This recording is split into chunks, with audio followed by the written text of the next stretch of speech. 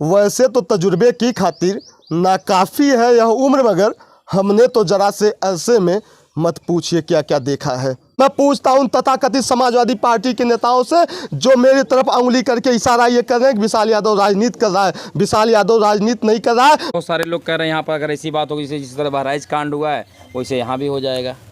नहीं, शंका है लोगों को। हाँ, एकदम हो जाएगा, एकदम हो जाएगा। उसका रीजन है कि प्रशासन एकदम शिथिल पड़ गया है। सच बात की पैरोकारी है, 100 झूठ पे एक सच भारी है। हर दौर में सच के साथ रहूं, ये मेरी जिम्मेदारी है। मैं अपने समाज के प्रति वफादार हूं, मैं अपने समाज का एक सजग सिपाही हूं। मैं इस नाते कह रहा हूं, मैं सच के साथ हूं। मैं इस नाते कह रहा हूं, मैं किसी का समर्थक होने के नाते मैं ये बात नहीं कह रहा हूं। और मैं आज दिल्ली जा रहा हूं। मैं उच्चस्थ जो शीर्ष नेतृत्व भारतीय जनता पार्टी का, मैं उनसे बात करके मैं और बड़ी कार्रवाई को, कड़ी से कड़ी कार्रवाई करने का प्रयास कराऊंगा। आज सपा वाले यही कह रहे हैं भैया विशाल तो राजनीति कर रहे हैं। नहीं, सपा वाले तो गलत। जब मैं उनके साथ था तब मैं राजनीति नहीं कर रहा था। आज आप देखेंगे मेरा बयान, मेरा फेसबुक हैंडल आप पहले भी उठा के देखेंगे कि समाजवादी पार्टी में रहते हुए भी। ये बताइए कहीं आप राजनीति तो नहीं करने आए यहाँ? बिल्कुल नहीं। मुझे वोट का कोई, मैं आज तक मैंने वोट का राजनीतिकरण किया ही नहीं है। लेकिन आजमगढ़ में समाजवादी पार्टी के जनप्रतिनिधियों ने हमारे स्वाभिमान को अपने लातों के पैरों के तले रगड़ने का काम किया है, जो अक्षम्य है, बर्दाश्त नहीं किया जाएगा। इसका जवाब हम आने वाले चुनाव में अपने वोट के माध्यम से देंगे।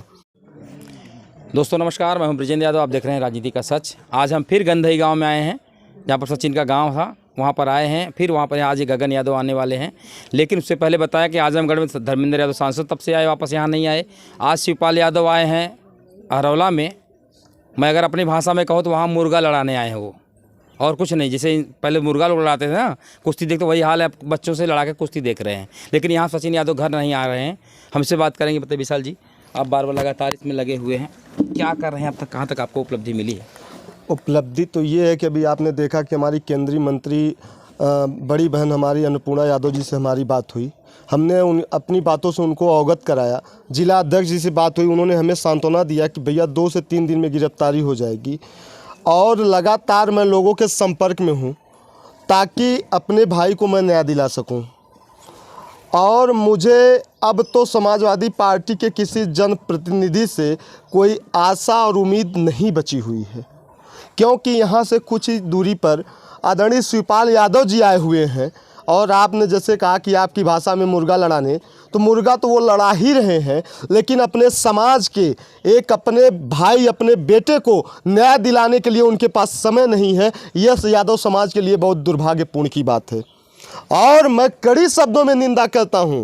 लेकिन भाजपा के जो यादव चेहरा गिरीश यादव तो आए थे, गिरीश जी आए थे, उनसे मेरी बात भी हुई और उन्होंने भी मुझे आश्वासन दिया है कि कड़ी से कड़ी कार्रवाई होगी, उसमें कोई मुरुव्वत नहीं बख्शी जाएगी।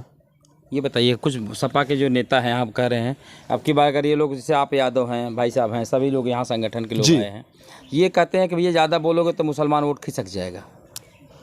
ये देखिए, ये पार्टी अब तो मुस्लिम तुष्टीकरण की राजनीति कर रही है। यहाँ का विधायक भी तो और ये हमारा दुर्भाग्य है कि यहाँ का विधायक भी मुस्लिम है।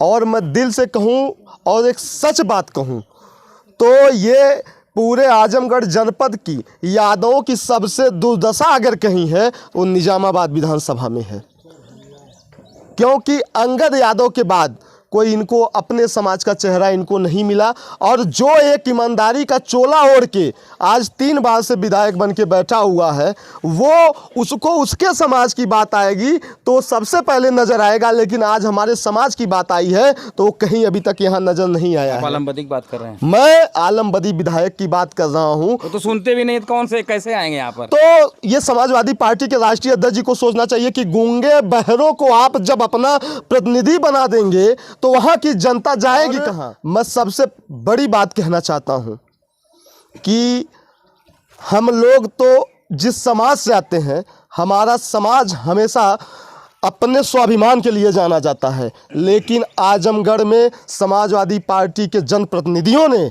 हमारे स्वाभिमान को अपने लातों के पैरों के तले रगड़ने का काम किया है, जो अक्षम्य है, बर्दाश्त नहीं किया जाएगा। इसका जवाब हम आने वाले चुनाव में अपने वोट के माध्यम से देंगे। तो आप भाजपा के समर्थक इस नाते ऐसा बोल रहे हैं? नहीं, मैं देखिए बात समर्थक की नहीं है, सच बात की पैरोकारी है, 100 झूठ पे एक सच भारी है, हर दौर में सच के साथ रहूं ये मेरी जिम्मेदारी है। मैं अपने समाज के प्रति वफादार हूं, मैं अपने समाज का एक सजग सिपाही हूं। मैं इस नाते कह रहा हूं, मैं सच के साथ हूं, मैं इस नाते कह रहा हूं, मैं किसी का समर्थक होने के नाते मैं ये बात नहीं कह रहा हूं। जिस तरह से यहाँ पर देखिए अभी आपने कितने हवलदार यादव कितनी बार फ़ोन लगा जिला अध्यक्ष सपा के? मैंने समाजवादी पार्टी के जिला अध्यक्ष को मैंने कई बार उनसे संपर्क करने का प्रयास किया, लेकिन उनका फ़ोन उठा नहीं। मैं आपको बता दूं कि आप लोगों के सामने मैंने केंद्रीय मंत्री अन्नपूर्णा बहन जी को मैंने एक बार फ़ोन किया, रिसीव नहीं हुआ। चंद मिनट बाद उनका फ़ोन मुझे रिटर्न कॉल आ गया। ये बहुत बड़ी बात है। आप जनता से कितने जुड़े हुए हैं यह दर्शाता है। इतने बड़ी पद पर बैठी हुई अन्नपूर्णा बहन जी को मैं बहुत बहुत धन्यवाद और मैं उनके प्रति कृतज्ञता ज्ञापित करता हूं कि अपने इस छोटे भाई के उन्होंने प्रति तो कहा कि हम कार्रवाई कर हाँ, उन्होंने कहा कि मैं डीएम और एसपी से बात करके मैं कार्रवाई करवाती हूँ। ये बताइए कहीं आप राजनीति तो नहीं करने आए यहाँ? बिल्कुल नहीं। मुझे वोट का मैं आज तक मैंने वोट का राजनीतिकरण किया ही नहीं है।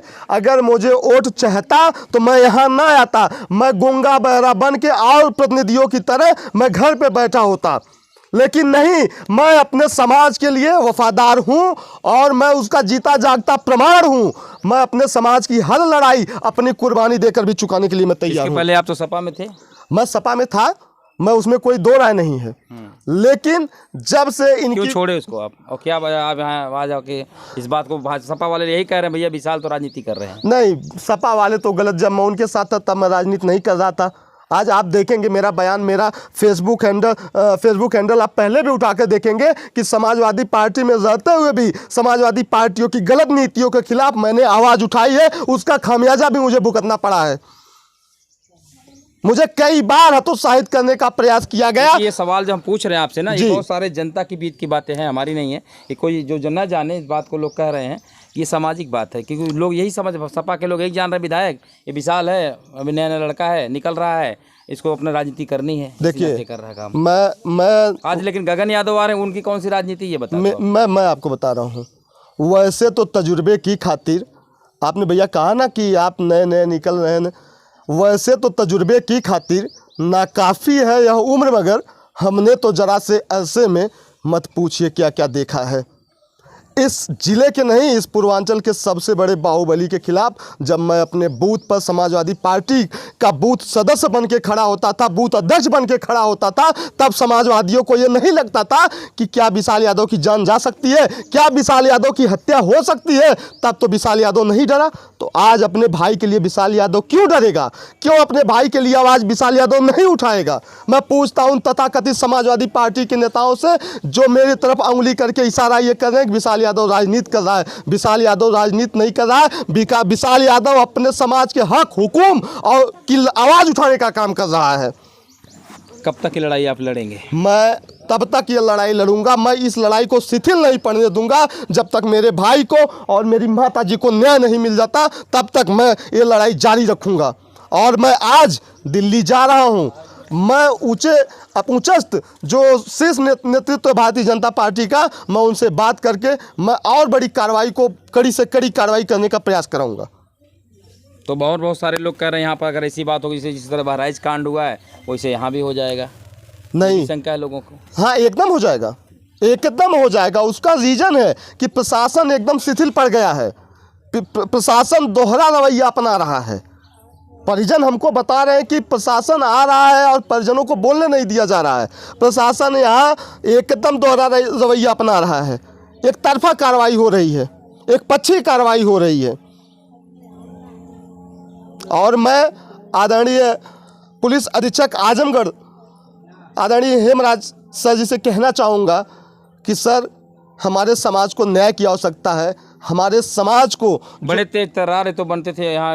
अनुराग आर्या के जाने के बाद दुनिया भर के मीडिया में हवा मचा के बहुत बड़े शूटर इनकाउंटर स्पेशलिस्ट हैं, आजमगढ़ को मैनेज कर लेंगे। बहुत समाज जब से आए तब से लगातार गोलियों की सलामी मिल रही है इनको। नहीं, जब से आए हुए हैं काम हमने तो देखा है। जहाँ तक हमको समझ में आता है काम अच्छा कर रहे हैं। मैं आपको विश्वास और भरोसा दिलाता हूँ कि इसमें इसमें भी कार्रवाई बहुत कड़ी होगी। अभी हमने इसके पहले भी मैं यहाँ आया तो माननीय कप्तान साहब से हमने बात किया था और उन्होंने आश्वासन दिया है कि जांच की प्रक्रिया पूरे होते ही कड़ी से कड़ी कार्रवाई की जाएगी। इसके लिए मैं माननीय पुलिस अधीक्षक आजमगढ़ को धन्यवाद प्रेषित करता हूँ। अभी गगन यादव आने वाले हैं जी, तो क्या उनकी क्या राय रहेगी आपके साथ? नहीं, गगन भाई का जो है अपने समाज के प्रति उनका जो ईमानदारी, जो वफादारी के साथ काम करते हैं वो बहुत ही अच्छा है और एक युवा चेहरा, समाज को एक क्रांतिकारी चेहरा मिला है और हमें पूर्ण विश्वास है कि यहाँ आने के बाद माहौल बदल जाएगा। गगन यादव के यहाँ आने के बाद माहौल बदल जाएगा। आप देखिएगा, एक बड़ी लड़ाई होगी और एक बड़ा आंदोलन खड़ा हो जाएगा, इसमें कोई दो राय नहीं है। तो आजमगढ़ को आप दो फाड़ में मतलब करना चाहते हो जाएगा? जैसे भैया क्या चाहते हैं आजमगढ़ 10 विधायक ना रहे, बैलेंस विधायक रहे यहाँ पर, ऐसा? मेरे चाहने से तो नहीं होगा, लेकिन मैं अपने समाज के लोगों से कहना चाहता हूँ कि आप अंधभक्ति में आकर के वोट अब मत करिएगा। इस घटना के बाद आपकी आंखें अगर नहीं खुली तो यह दुर्भाग्यपूर्ण है। मैं अपने समाज के लोगों से कहना चाहता हूं और हमें लड़ाई लड़नी है, मजबूती से लड़नी है। मैं अपने समाज के लिए अपने आप को कुर्बान और न्यौछावर करने के लिए तैयार हूं। आप केवल एक आवाज़ लगा देना। संविधान को मानते कि नहीं मानते? मैं संविधान को मानता हूं। तो फिर यहाँ पर क्यों ललकारने की जरूरत आपको? मैंने आपसे कहा ना कि यहाँ ललकारने की आवश्यकता इसलिए है कि यहाँ शिथिल हो गया है। यहाँ का प्रशासन दोहरा रवैया अपना रहा है, जो हमारे लिए बहुत ही शर्मिंदगी की बात है। प्रशासन यहाँ अगर कड़ी कार्रवाई की होती तो आज हम लोगों को यहाँ एकत्रित होने की आवश्यकता नहीं होती। बहुत बहुत धन्यवाद। ये थे विशाल यादव जी। यहाँ पर लगातार इस बात को बने हुए सचिन यादव घर पे आते जाते रहे हैं, लोगों से गुहार लगाए हैं और आर्थिक मदद को लेकर भी लगाए हैं, सामाजिक मजबूती को लेकर लगाए हैं। अपने जो यादव समाज उनको भी बताने की बात कर रहे हैं कि यहाँ पर जो हो रहा है गलत हुआ है, एक तरफा कार्रवाई हो रही है, उसको बराबरी का दिया जाए।